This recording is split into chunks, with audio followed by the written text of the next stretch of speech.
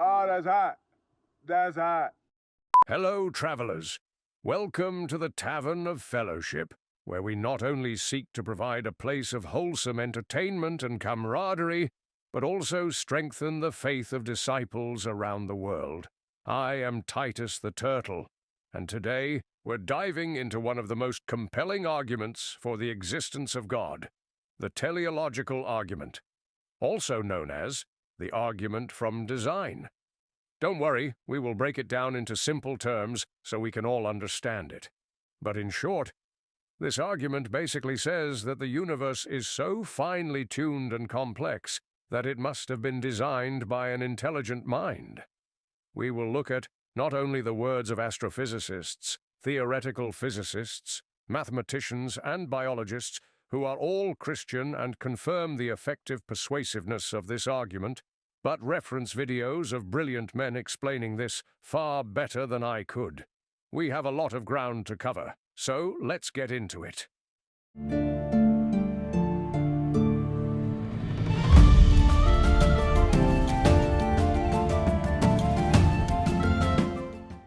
There is a popular belief that Christians are, well, dumb. Hey, pal. You just blowing from stupid town? Keep trying, Patrick. That they are only Christian due to their deficiency in logic, of knowledge in any given field. As we will see over the course of this video, this is simply not true. It's important to acknowledge that the teleological argument, like any philosophical or scientific argument, has its critics. However, it's also worth noting that many experts in relevant fields continue to find the argument compelling and are not dissuaded by the objections commonly used to refute it. At the core, belief in theism for many people is shaped by a combination of arguments, reasoning, and personal experience. No single argument for any worldview is without its challenges, though, as we will see, some cases for theism are just good ones. Let us start by looking at some videos by very articulate Christians explaining this argument in a concise way. Number 2, God is the best explanation of the fine-tuning of the universe for intelligent life. In recent decades, scientists have been stunned by the discovery that the initial conditions of the Big Bang were fine-tuned for the existence of intelligent life with a precision and delicacy that literally defy human comprehension. This fine-tuning is of two sorts. First, when the laws of nature are given mathematical expression, you find appearing in them certain constants, like the gravitational constant. These constants are not determined by the laws of nature. The laws of nature are consistent with a wide range of values for these constants. Second, in addition to these constants, there are certain arbitrary quantities which are just put in as initial conditions on which the laws of nature operate. For example, the amount of entropy, or the balance between matter and antimatter in the universe. Now, all of these constants and quantities fall into an extraordinarily narrow, life-permitting range.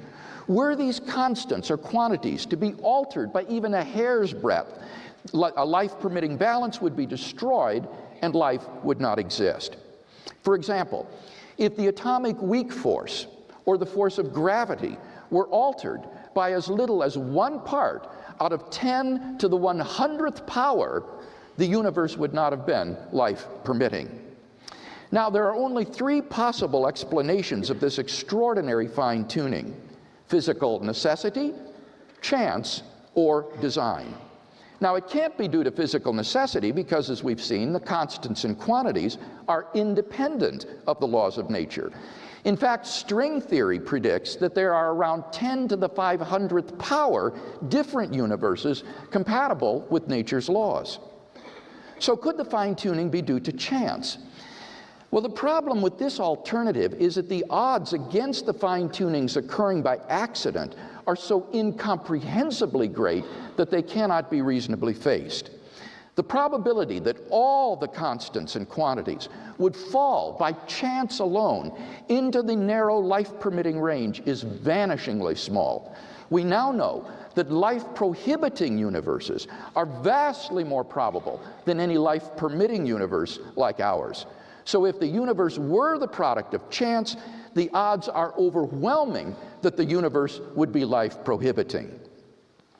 Hence, we may argue as follows. Premise 1, the fine-tuning of the universe is due to either physical necessity, chance, or design.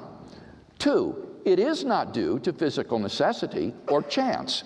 3, therefore, it is due to design. And thus, the fine-tuning of the universe for intelligent life implies the existence of a designer of the cosmos. And so my understanding is also that one of the biggest arguments you have is that in some ways the level of complexity that the world is actually made of was not available to Darwin at the time. He didn't understand just how many levels of complexity existed even within the cell and within, DNA and the constituents of life. And every level that you add adds an exponential level of randomness or of possibility. And therefore it's just the possibility of the capacity for something to be simply the things, bumping into each other over millions of years is just mathematically impossible. Well, yeah, you've said a lot there that's all very relevant. If we move from our definition of the theory of intelligent design, that intelligent design affirms that there are certain features of life and the universe that are best explained by a designing mind or intelligence rather than undirected processes. That leads naturally to the question, well, what kinds of features are you talking about?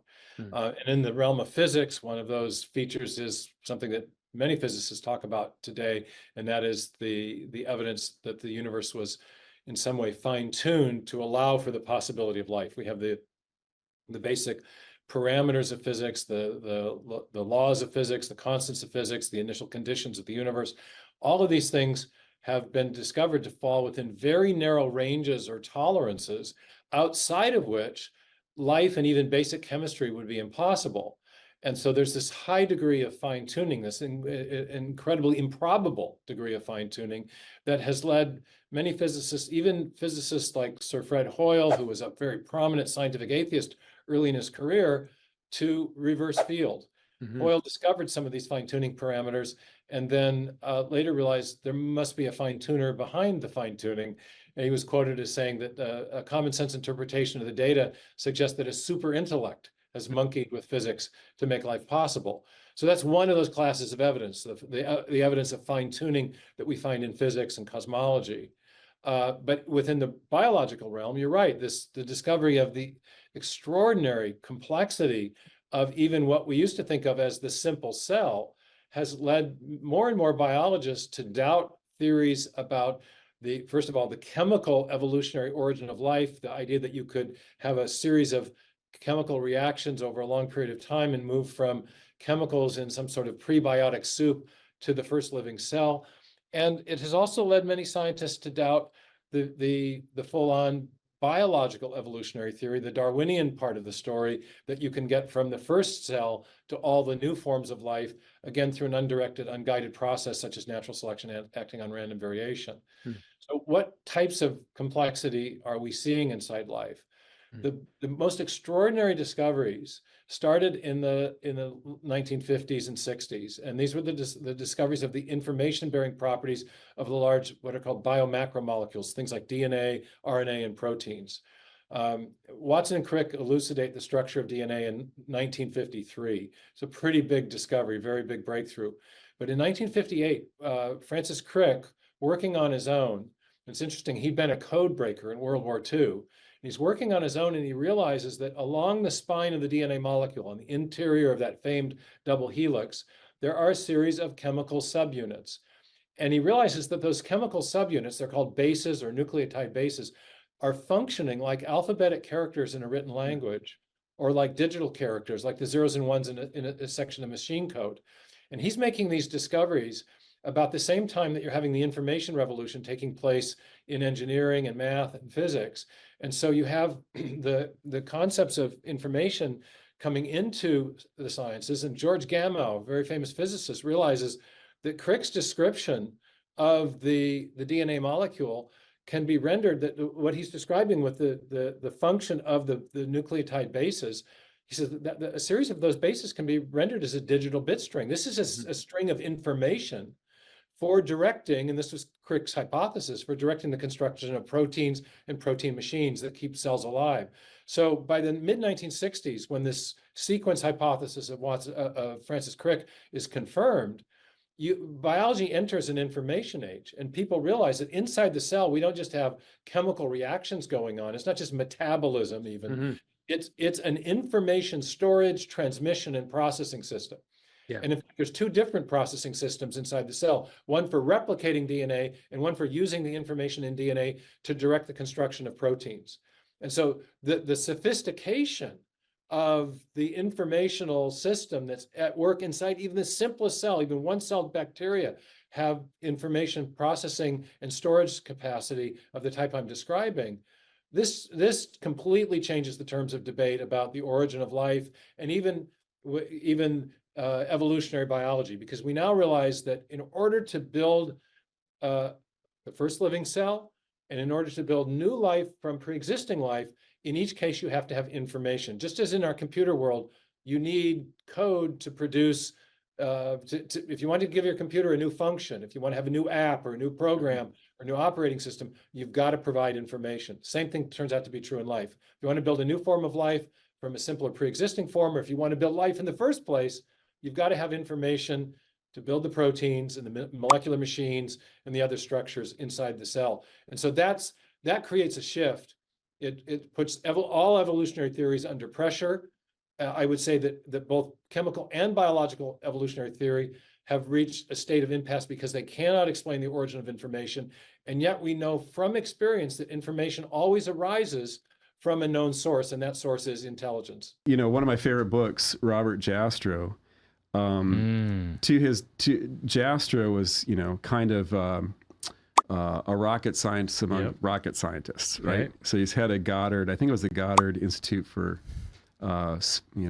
Space Studies or something like this. And, arguably America's top rocket scientist from maybe say 1960 to 1980. And to his dying day, he was an agnostic. Like he refused to, embrace theism. And yet he writes this book about the theistic implications of the Big Bang. Yeah.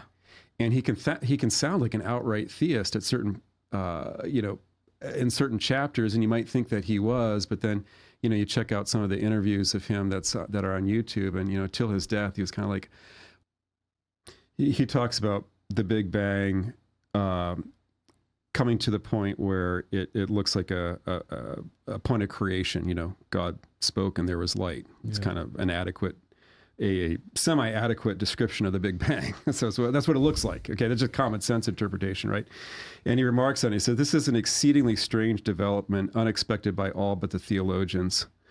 And he goes on to talk about how they had always, accepted God's word in Genesis at a moment of creation.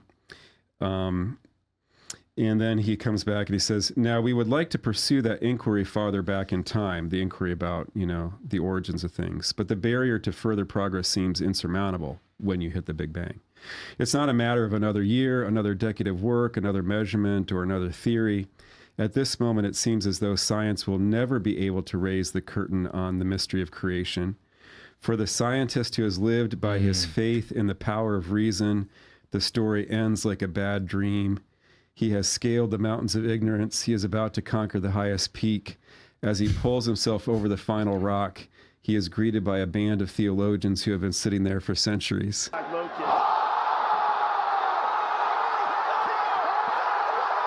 That in order to get a universe like ours in which an entropy law holds, that is, in which disorder increases so that even your Aston Martin will rust, the Creator's aim, and that's his phrase, not mine, the Creator's aim must be accurate to 1 in 10 to the power 10 to the power 123. A number so large that if you put a 1 here and a 0 on every elementary particle in the universe, you cannot write it out. In other words, take all the particles in the universe, put a special mark on one of them, the prize atom, say, and then blindfold, you have to pick it out of the entire universe. The probability of doing so is still a much larger number than Penrose's aiming creator. Now, when you add this up, one discovers that a great majority of scientists of varying worldview persuasions accept that the universe is fine-tuned for life. For instance, Alan Sandage, George Ellis, Don Page, Frank Tipler, and John Polkinghorne are theists. Stephen Weinberg, Roger Penrose, Martin Rees, Stephen Hawking are atheists. The fact is that virtually no one makes a serious challenge to the basic proposition that the universe is improbably fine-tuned for life. So how is this fine-tuning to be explained? Now, one obvious candidate is that there is a creator God who is the fine-tuner. And we shouldn't forget that this belief dominated the intellectual landscape for centuries and contributed to the rise of modern science. But let's first think about other explanations. Some cite what is called the anthropic principle, from the Greek word anthropos, for man.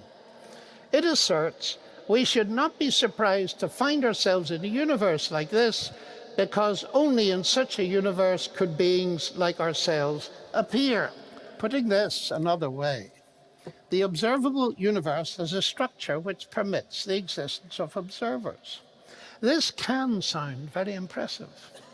However, it does not explain anything. It is a truism. All it says is that for life to exist, certain necessary conditions must be fulfilled. But it does not tell us the answer to two key questions: why those necessary conditions are fulfilled, nor how, even granted they are fulfilled, life did in fact arise. The anthropic principle is therefore not an explanation. Rather, it points to what needs explaining. Why is the universe suitable for life, and how did it come to be so? This is something that Richard Dawkins appears not to have grasped in his book, The God Delusion.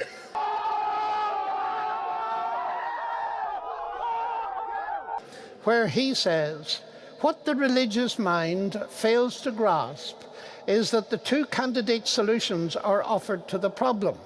God is one, the anthropic principle is the other. Not so.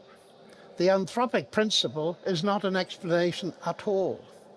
And philosopher John Leslie illustrates this confusion as follows. He says that using the anthropic principle against design sounds like arguing that if you faced a firing squad with 50 guns trained on you, you should not be surprised to find that you were alive after they had fired.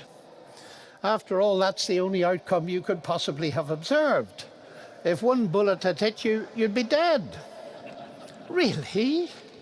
Might you not feel that there's something which very much needs explaining?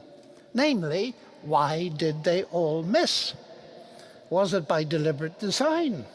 For you see, there is no inconsistency in not being surprised that you do not observe that you are dead, and being surprised to observe that you're still alive. Stephen Hawking, also an atheist who was ahead of me in Cambridge and light years ahead of me in his mathematical ability, proposed another kind of solution in his book, The Grand Design, co-authored with Leonard Mlodinow. Our universe, he says, and its laws appear to have a design that is both tailor-made to support us, and, if we are to exist, leaves little room for alteration. That is not easily explained, and raises the natural question of why it is that way. The discovery relatively recently of the extreme fine-tuning of so many of the laws of nature could lead at least some of us back to the old idea that this grand design is the work of some grand designer. That is not the answer of modern science. our universe seems to be one of many, each with different laws. Please notice the reference to the old idea, as if an idea is false just because it is old. C.S. Lewis, in a wonderful turn of phrase, called this chronological snobbery. Hawking says that believing in a grand designer is not the answer of modern science. It would have been much more accurate to say that it is not the answer of some modern scientists, as there are many scientists today who do believe in a grand designer. And then Hawking's solution. Our universe seems to be one of many. And physicist Max Tegmark of MIT once said that the fine-tuning has two possible explanations. Either the universe is designed specifically for us by a creator, or there is a multiverse. That is, there are many universes. And just to explain briefly, one way of seeking to account for the remarkable improbability of a universe being fit for life is to say we are only one of a large number, or infinite number, whatever that means, of universes. We just happen to live in the one with life. Now, we cannot see the other universes or visit them, but they must exist. Why? Because, in the view of some, that is the only way our universe can be as it is if it is not the product of a creator. Physicist John Polkinghorne, who taught me quantum mechanics at Cambridge, says there is no purely scientific reason to believe in a multiverse. These other worlds are not accessible to us. A possible and just as intellectually respectable explanation is that the universe is as it is because it is the will of a creator that it should be so. Cosmologist Edward Harrison says that he belongs to the group of scientists who do not subscribe to a conventional religion, but nevertheless deny that the universe is a purposeless accident. He is so impressed with fine-tuning that he writes, "Here is the cosmological proof of the existence of God. The design argument of Paley updated and refurbished. The fine-tuning of the universe provides prima facie evidence of deistic design. Take your choice. Blind chance that requires multitudes of universes, or design that requires only one." Many scientists, he adds, when they admit their views, incline towards the teleological or design argument. I have found that some atheist thinkers sense the force of this argument. Oxford philosopher Peter Millikan, with whom I participated in a very lively Oxford Union debate, said to me before a subsequent intellectual grilling by his students, "I hope that you are going to use your best argument against atheism." Well, I said, "Peter, can you tell me what it is and I'll use it?" He said, "If ever I was to become a believer in God, it would be because of the fine-tuning argument." Personally, I'm convinced that Penzias is right. Fine-tuning points towards the existence of a supernatural fine-tuner. And for me, that fits into a bigger picture, which is that there is a close relationship between faith in a creator and the rise of modern science. Sir Fred Hoyle again.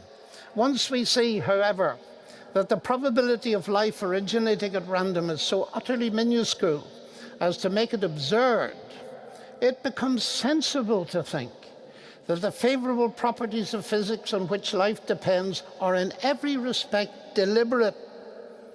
It is therefore almost inevitable that our own measure of intelligence must reflect higher intelligences, even to the limit of God. I feel a kinship with the great pioneers of modern science, Galileo, Newton, Kepler, and so on, of whom C.S. Lewis said, "Men became scientific because they expected law in nature. And they expected law in nature because they believed in a lawgiver." The discovery of the rational laws on which the universe operates confirmed their faith in an intelligent creator. Putting that another way, far from hindering their science. Their conviction that there was a creator was the motor that drove it. And Arno Penzias again reminds us that the notion that there is a teleological dimension goes back millennia. He says the best data we have concerning the Big Bang are exactly what I would have predicted had I nothing to go on but the 5 books of Moses, the Psalms, and the Bible as a whole. Indeed, the first of those books, the book of Genesis, has a unique take on fine-tuning when it describes God creating the world not all at once, but in a sequence of speech acts, and God said, that culminating with the making of humans in his own image.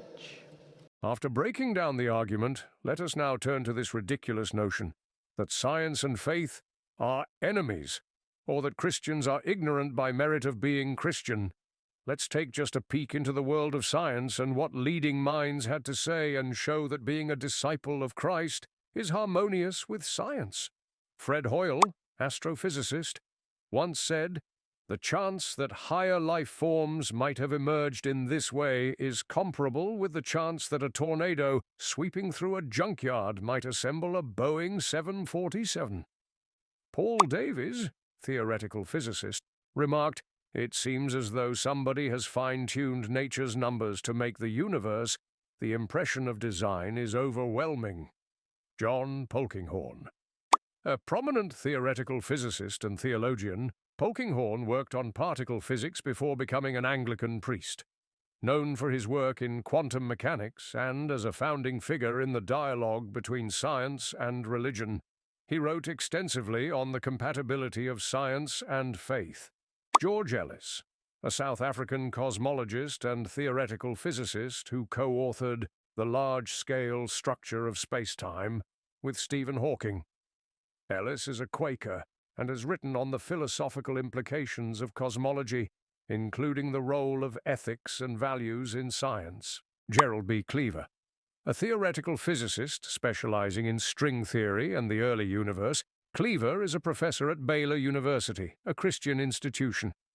He integrates his research with his faith, exploring questions at the intersection of science and religion.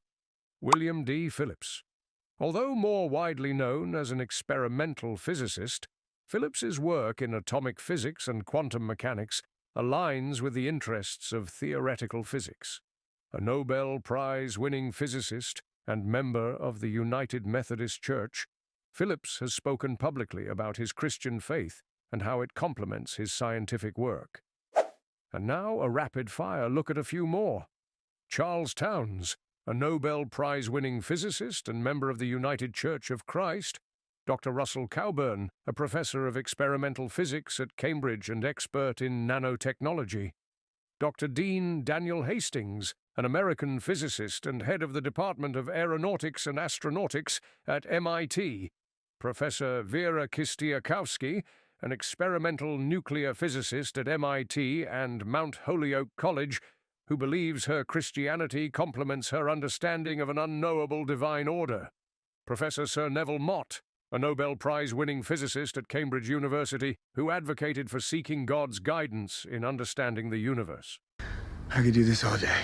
Needless to elaborate any further on this point, it is clear that Christianity is a logically coherent worldview that is held by brilliant men and women, and don't let anyone tell you otherwise.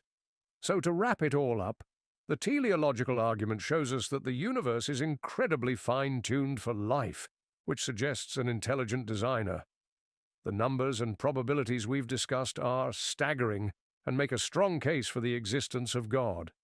Many scientists and thinkers have been led to believe in God because of these arguments. It's amazing to see how science and faith can come together to reveal the beauty and complexity of the universe. I would love to close with these beautiful words by Dr. John Lennox, "And may the Holy Spirit guide you, my siblings in Christ." Now, the universe that I love to watch through my garden telescope shows the glory of God, but it wasn't made in his image. I know the sun and the stars are there. They do not know that I am here. We humans, uniquely made in his image, and that gives to each man and woman infinite value and dignity as they enter into the task of stewarding a fine-tuned world. Now, this is a wonderful example of what Francis Bacon, a pioneer of scientific thinking, called God's two books: the book of nature that we study scientifically, and the Bible, where we study the revelation of God. Science, the book of nature, reveals the fine-tuning. Genesis, the book of God, tells us about its purpose. Science cannot tell us that. Now, you might expect me to reject atheism because I believe Christianity to be true.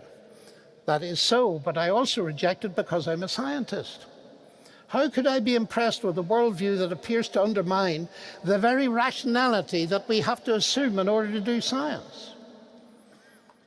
I believe that science and God mix very well. Science and atheism do not mix so well. If the creation and things in science are pointers for me towards God, then it raises the even greater question, and that is there communication from the God in whose image I have made? And so early on I discovered that at a point in history, the Word who is God became human to bring good news to us humans. You see, ladies and gentlemen, it is one thing to believe, and an important thing to believe, that there is a God behind the universe, in my view. It is another thing to get to know him. But that's a story for another time. Thank you very much.